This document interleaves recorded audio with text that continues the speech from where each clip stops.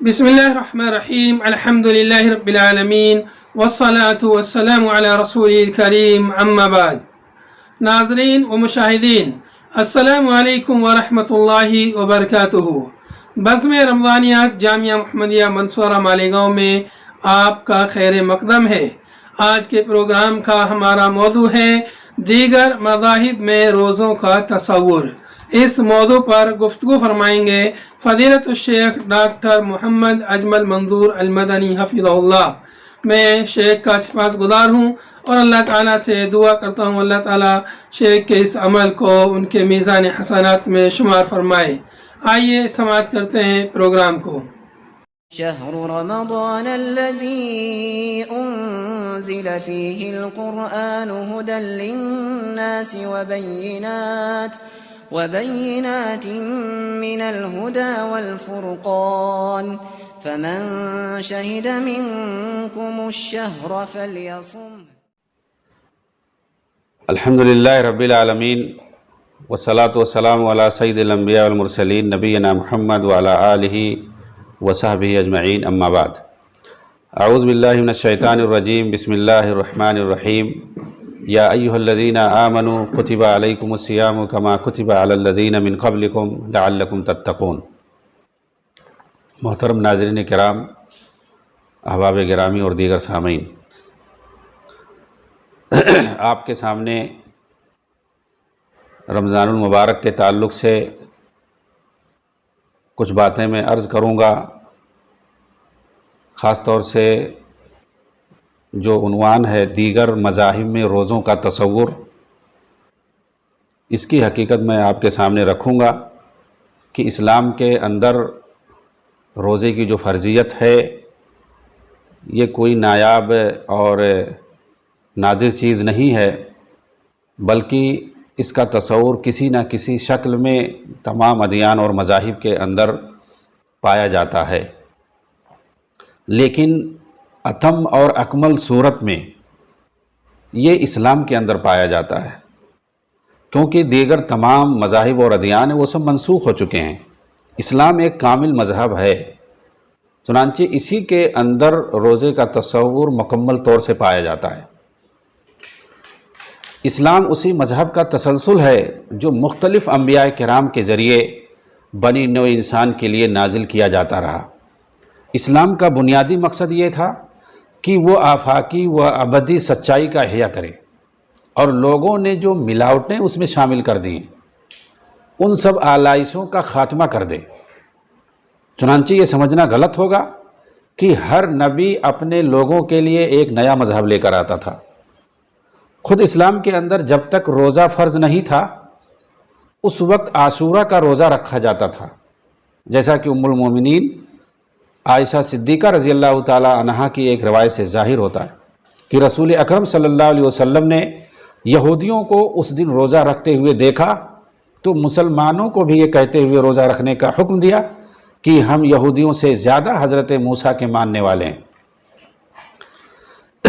अब आइए देखते हैं कि जो दूसरे अदियान और मज़ाहिब पाए जाते हैं उनके अंदर रोज़े का तसव्वुर क्या है। सबाइयत एक कदीम धर्म है।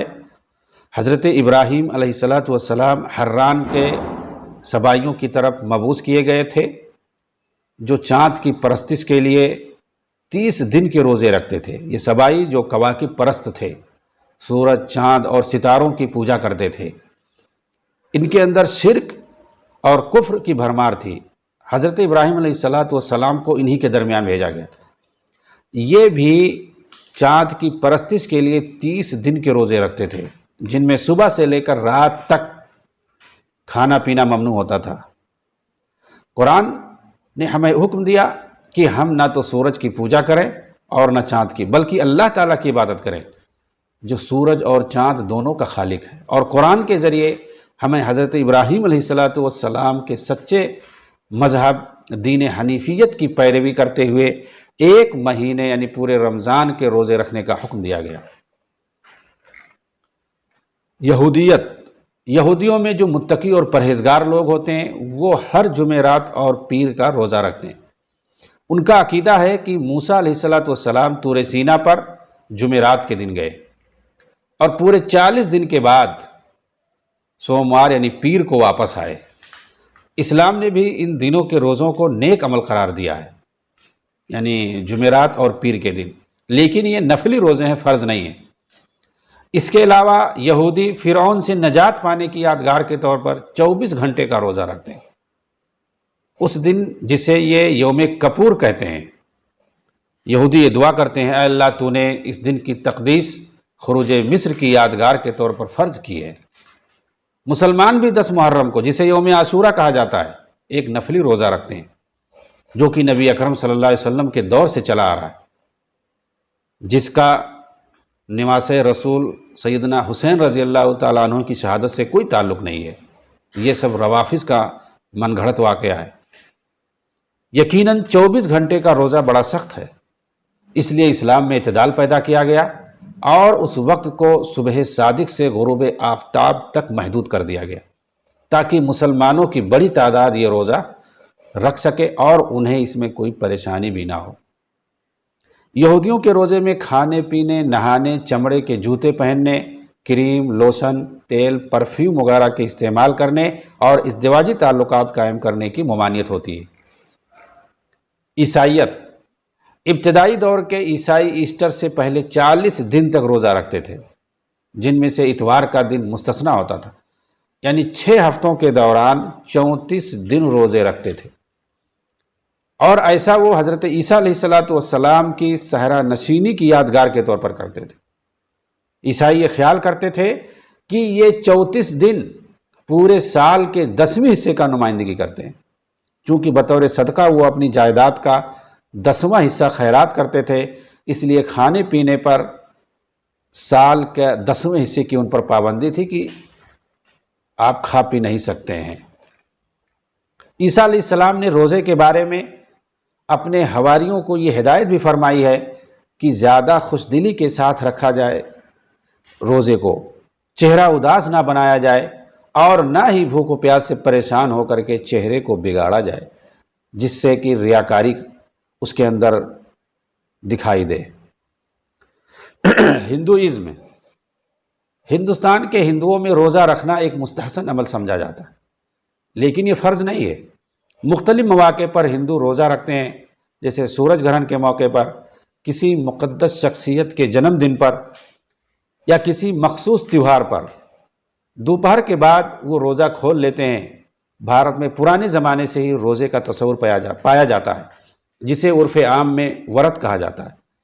ورت کیوں رکھا جاتا ہے اور اس کے احکام کہاں سے آئے، اس بارے میں ٹھیک کچھ نہیں کہا جا سکتا، مگر مذہبی اور سماجی روایات چلی آ رہی ہیں جن کی پابندی میں یہاں روزہ رکھا جاتا ہے۔ ہندوؤں میں ہر بکرمی مہینہ کی 11-12 تاریخوں کو اکاوشی کا روزہ ہے، اس حساب سے سال میں 24 روزے ہوتے ہیں۔ ہندو جوگی اور سادھو سنتوں میں بھوکے رہنے کی روایت پرانے زمانے سے چلی آ رہی ہے، اور وہ تپسیا، وگیان، دھیان کے دوران عموماً کھانے سے پرہیز کرتے ہیں۔ حالانکہ ہندوؤں کے یہاں روزے کی حالت میں پھل، سبزی اور دودھ پانی وغیرہ کی ممانعت نہیں ہے، مگر بعض روزے ایسے بھی ہیں جن میں وہ ان چیزوں کا استعمال کبھی نہیں کر سکتے۔ یہاں خواتین اپنے شوہروں کی درازی عمر کے لیے بھی ورت رکھتی ہیں۔ سماجی حیثیت سے قطع نظر 8 سال سے 80 برس تک کے تمام افراد کو اس دن کھانے اور پانی دونوں سے پرہیز کرنا ہوتا ہے۔ علاوہ ازیں نئے چاند کے موقع پر، شیوراتری، سرسوتی جیسے تہواروں پر بھی ورت رکھنا ان کے یہاں عام ہے۔ جین دھرم میں روزہ کی شرائط بہت سخت ہیں۔ ان کے یہاں 40 دن کا روزہ ہوتا ہے۔ گجرات کے علاقے میں جینیوں کی بڑی تعداد ہے اور وہ ہر سال کئی ہفتے کا روزہ رکھتے ہیں۔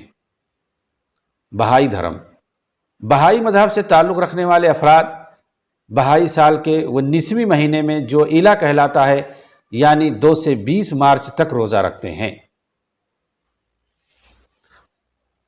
ان کے علاوہ پارسی مذہب، بدھ مت اور دوسرے مذاہب میں بھی روزے کا تصور موجود ہے، لیکن کسی مذہب کے اندر اتنے لوگ روزہ نہیں رکھتے جتنی کثیر تعداد میں مسلمانوں کے یہاں روزہ رکھا جاتا ہے۔